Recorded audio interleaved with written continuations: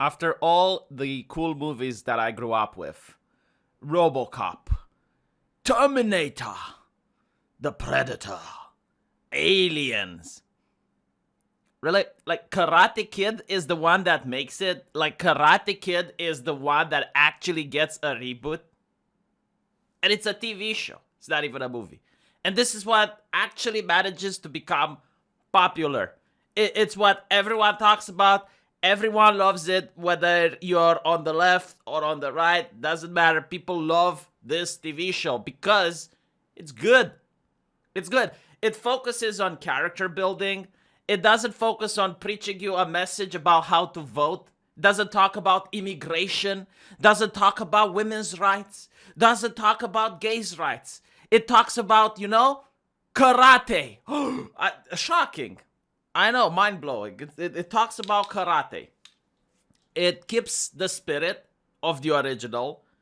It's not like Star Trek, where the spirit of the original is a brave new future for humanity, a golden utopia, a golden age. And then you have Picard having water cooler conversations with Riker in a little room. That's what Star Trek used to be. Now it's all about, oh my god, look at the lasers, pew, pew, pew, pew, and the droids are attacking, and it's like, pew, pew, pew, pew. And that's not the original. Why are you lying to people? Why are you just using the brand name in order to try to drag an audience? This is not what Karate Kid does. Karate Kid brings the actors from the original, continues the story, maintains the same vibe, and is not preachy. Every character is well fleshed out. There's no real good guys and real bad guys. It's human beings. And the things that they're dealing with is something that a lot of people can relate to. Guy gets bullied at school. I got bullied at school. I can relate with that shit. They even represent the bully. The kid with the broken lip that has a lot of pressure on his shoulders, and all of a sudden he is gaining this power over other kids, and he's abusing it. He wasn't trained into this power. No one told him, like, hey, just you need to show restraint. You need to. And the message, you can say the message is political, because in a way it is. Like, the message of the show, in my opinion, is first of all, why a father figure is important. There's like this episode where Johnny and Danny talk to each other, and they're like, well, we didn't have a father, so we latched on to Mr. Miyagi. I latched on to my instructor, right? It shows what a good father can do in the life of a child versus what a bad father can do in the life of a child. So there is like some politics there. It also talks about how violence in itself isn't evil. It's how you use it. If you use violence in order to defend others, in order to defend yourself, that's not only a good thing, but it's something that's required. Whether if you use violence in order to dominate others and to bully, that's not okay. That is the message that this film tries to portray on people. And what's interesting is that even if you disagree with the message, you can still enjoy the story. The characters are still funny. The actresses are kind of cute. It's literally like watching a show back from the 90s. And a lot of people enjoyed that. So it's not about putting a divide between people. Like, for example, Star Trek in Season 2, Episode 1, Star Trek Discovery, they were talking about how mansplaining is bad. And how women are always right. And when you try to push something like that, if you disagree with the message, and dude, I don't care about the gender. I'm not interested in the messenger. I'm interested in the message. Can the message stand on its own? Right, so if I disagree with the political aspect, then there's nothing else I can enjoy from Star Trek Discovery Season 2, Episode 1. The characters are bad. The plot is boring. Like, it's almost like the entire thing is built around pushing that message. They don't really care about the universe. They don't care about the characters. They don't care about anything else besides pushing that message. And when you do something like that, then the TV show is bad. With Karate Kid, it's not like that. Again, you can not like the message, although why you wouldn't like it, why you'd think it's controversial, I don't know. But even if you don't like it, then you still have the characters, you still have the jokes, and you still have the pretty ladies. But what's really interesting about this, and this is absolutely fascinating, and it should mind-blow anyone that pays close attention to it, okay? The show is very successful, number one. Almost universally praised. Like, everyone likes it. Number two, it is very diverse. The main character is Miguel. You got Asian people in it. There are African American characters in it. You got ladies in it. You got lesbians in it.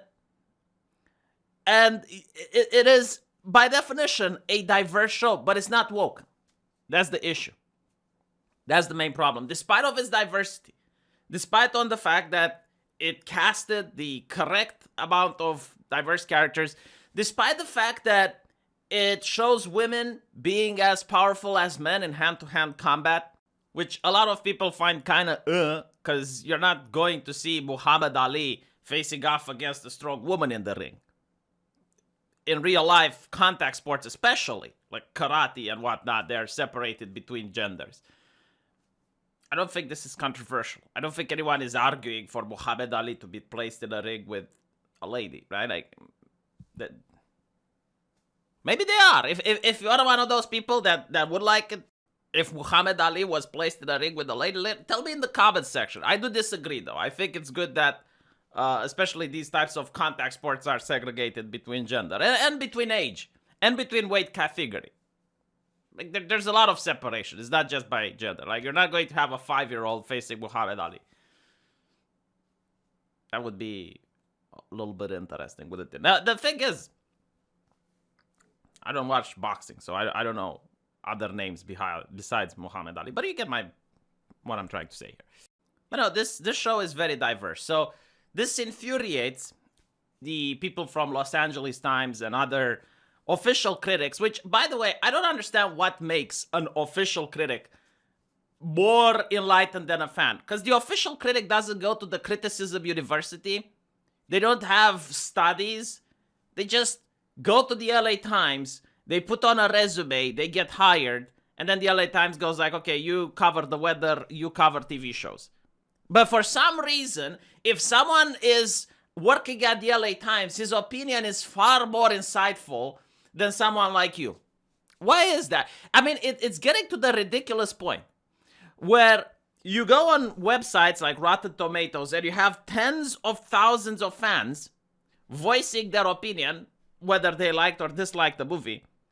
And then you have a handful of critics and their opinion is somehow more important than thousands of people because they're somehow more educated or some shit, even though they're not.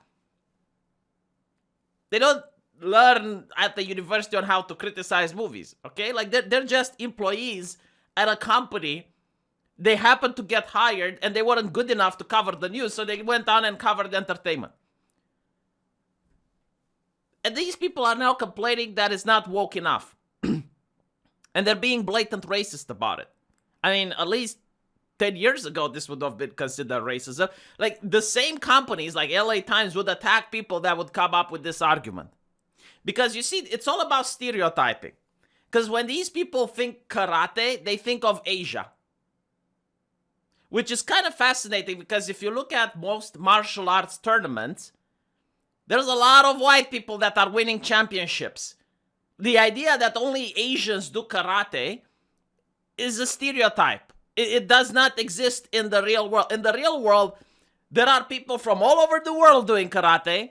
And in the last tournament of Kumate, the world championship, Ivan Kvesic of Croatia defeated Valery Chobotar of Ukraine. Now, when I stereotype, at least I do it properly. These don't sound like very Japanese names to me. And I don't think that the show is inherently racist because they didn't bring Mr. Miyagi back. I think they just lacked the necromancers to do it.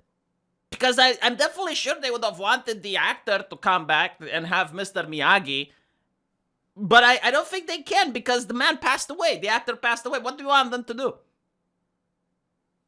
So it's, it's fascinating, the arguments that they're making. Like, the reason the show suffers from whiteness is because they don't have Asian karate masters.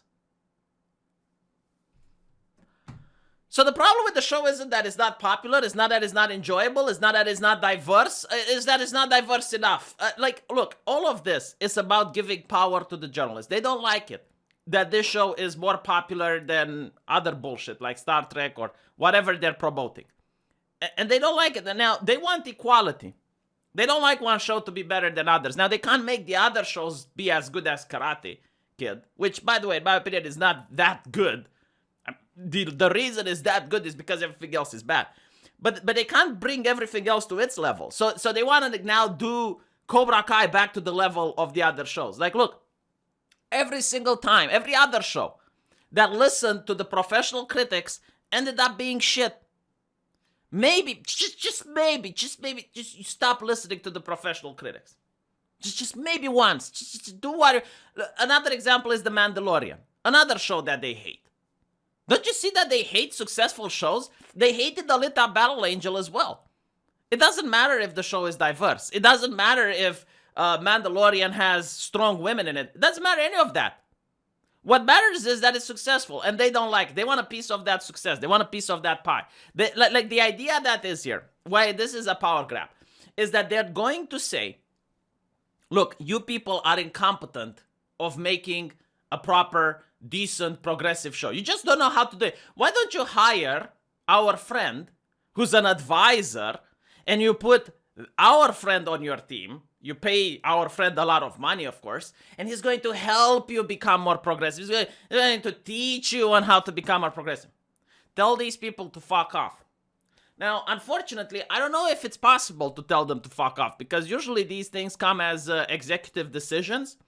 Like the corpo suits are going to come up and they're going to say, no, you need to have this person on your team so they can make sure that your show is not racist, because apparently it's suffering from whiteness because you did not hire a Asian kung fu master or some shit. Just some like bizarre thing that most normal people don't even believe, but it's in the press, it's in the papers. So, I don't know, hopefully Cobra Kai will tell them to lay off, because they're successful. They shouldn't get any more help. They're doing a good job. Game of Thrones got help from the critics, and you saw how that ended up. Like, you look at the first 5 seasons where there was no help from the critics, amazing show. And then the critics started whining. It's like, oh, why is there rape in a medieval society? Why are women mistreated in a medieval society? This show is not feminist enough. And, you know, they started listening to the critics, and then they stopped doing what initially they were setting out to do. And by the end, you get a very progressive, very decent show that I don't see anyone wanting to watch anymore. I'm even curious if the Game of Thrones brands are selling now. Does anyone buy a Game of Thrones poster now? Do you buy a Game of Thrones shirt or something like that? I don't think I have one on me. Anyway, right, let me know what you think, and I'll see you guys in the comment section.